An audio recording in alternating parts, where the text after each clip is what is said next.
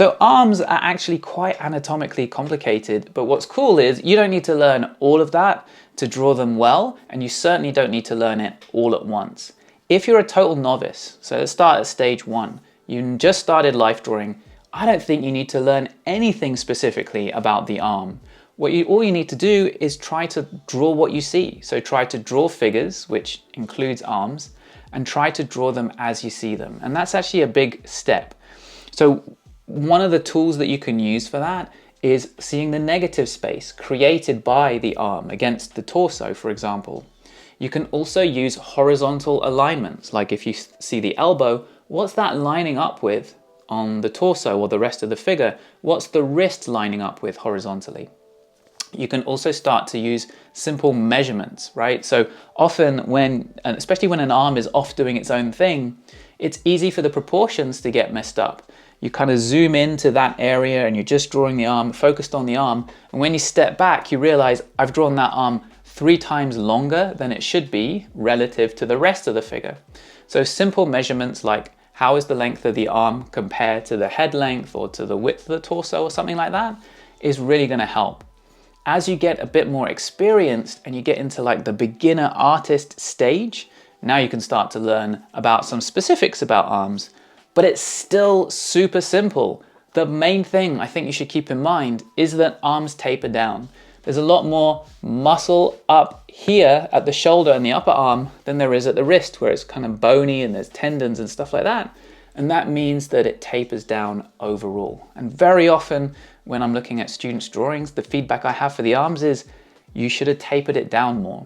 I think it's worth really noting one muscle at this stage, and it's not even an arm muscle, it's like a shoulder muscle, the deltoid. So the deltoid is this teardrop shaped muscle, and the fact that it comes down quite far on the upper arm is something worth noticing and seeing. It comes down on the outside of the upper arm between the bicep and the tricep. So you don't even need to get into the details of the bicep and the tricep yet, but just note that that deltoid shape is coming down between the two. In terms of the rest of the actual arm, at this stage, I think it's useful to think about simple forms. So the upper arm is kind of a cylindrical shape. The upper forearm is kind of an egg shape often. It's a more rounded shape than the wrist, which is very boxy. It's got really clear 4 planes to it like a box. So if you start to draw lines that wrap around the cylindrical form of the upper arm, wrap around the rounded form of the forearm near the elbow, and then boxy planes at the wrist, you'll be doing really, really well with your arms. Forgot to say who I am. My name's Kenzo. I went from drawing like this to this in a few years, in my 30s, with kids. The point is, you can do it too. Subscribe, hit the like button, and let's do this. Once you get into the intermediate stage, you can start to really dive into anatomy. Now, one thing that you could have done earlier on if you wanted to is start to learn the anatomy, start to get familiar with it, but I don't think it would benefit your drawings that much until you get to this stage. And what we're going to do is think about 3 bones, the humerus in the upper arm, but we're going to simplify it down to basically being a ball at the top for the socket with the shoulder, and then being a cylinder at the elbow. And then we're going to have the ulna be a bone in the forearm that's basically just a hinge on that cylinder. So it's really, really simple. It's just a hinge. Now, things get quite complicated when you realize that even though it's this very simple hinging motion, the forearm can do this. It can rotate over, like my hand can rotate over, even though my elbow is not moving. It's really crazy, but that is the other forearm bone, the radius, rotating over the ulna. So as I do this, the ulna actually isn't rotating at all. Like I would have thought that all the stuff in the forearm would kind of be sliding, I would feel it like sliding over the ulna as it does this, but it doesn't. But the ulna is just staying in the same place, not rotating, and the forearm is pronating over it. In terms of the muscle at this stage, I think you can start to learn more about the muscles. So you can start to think about the bicep, the brachialis, and then you can think about the tricep and its 3 heads and its tendon. That's for the upper arm. And then for the forearm, you can start to learn about these 3 groups, 3 big groups in the forearm. So Those groups would be the flexors, which would start on the inner edge of the elbow and come out along the palm side of the forearm. The extensors, which come out on the outer edge of that elbow and come out on the back of the forearm towards the back of the hand. And then the ridge muscles, which come out from the upper arm and run along the forearm towards the thumb. Those are the three groups that you want to start to see. And if you can start to notice those, they're relatively easy to see in most people. You are really going to be doing well with your anatomy. So at this stage, you also want to relate your anatomical know-how to your gestural skills. So how does anatomy help you see the gesture? Well, one thing is, I mentioned, because there's more muscle up here, less down here, the arms taper, right? That's very gestural. There's a direction to that. And so that provides movement and gesture to your drawing. Next, there's asymmetry created by the muscles. So like if you have a straight arm, the tricep is going to be shortened and the bicep is going to be stretched out. The bicep also, the curve of it is lower on the arm and the tricep curve will be higher on the arm. And so that creates this asymmetry in the curves, which is really good for creating gesture. Symmetry in the arm would be really bad for the gesture, and it doesn't happen anatomically, right? When the arm is bent, now the bicep is shortened and the tricep is straightened out. So again, we have that asymmetry.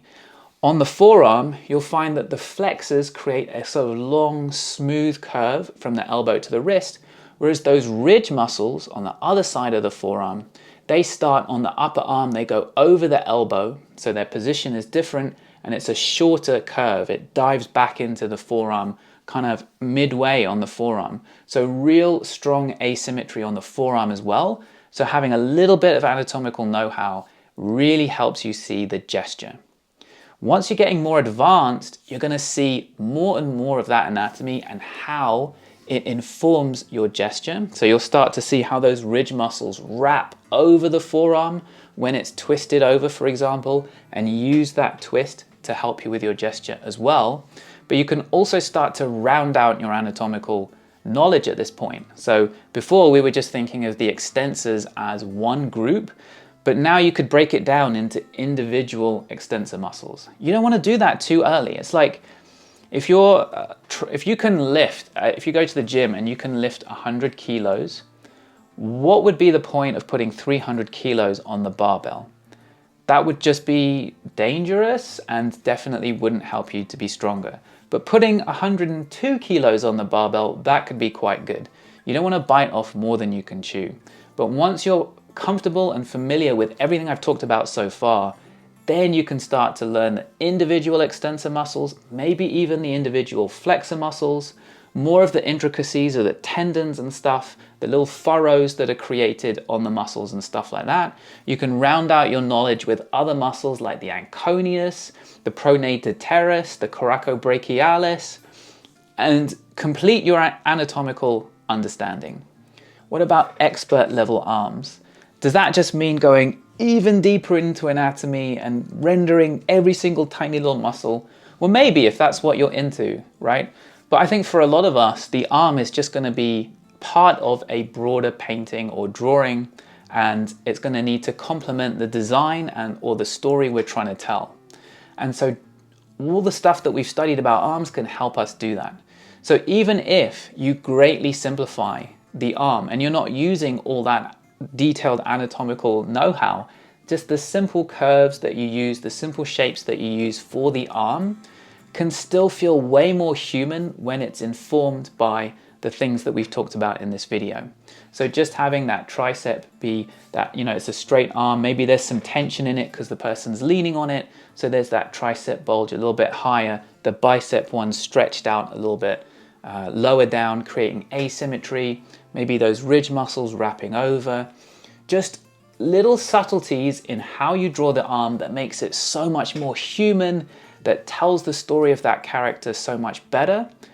It's not always about just rendering more and more anatomical know-how into your drawing, but using the anatomy to support the storytelling that you're trying to do, the composition, the design, whatever. So if you want to learn really simplified anatomy for the figure overall, the things that really matter, and you haven't tried our Fresh Eyes Challenge, I really recommend it. We've really improved it recently because now we have this 2D model that you play with at the beginning of the challenge. We now have that as a web-based app, so it's really easy to use. It's also free to do at the moment. So check out the link below. We have a reference library, same free account that gets you to the challenge, also gives you access to our really friendly, supportive community and our free reference library as well. Also, I have a PDF guide for you guys where you can see what skill level you're at now and what skill level you need to work on next. So that's really, really useful too. Check out the link below. And then finally, there should be a video on the screen explaining how to learn anatomy more generally. So check that one out and I'll see you over there.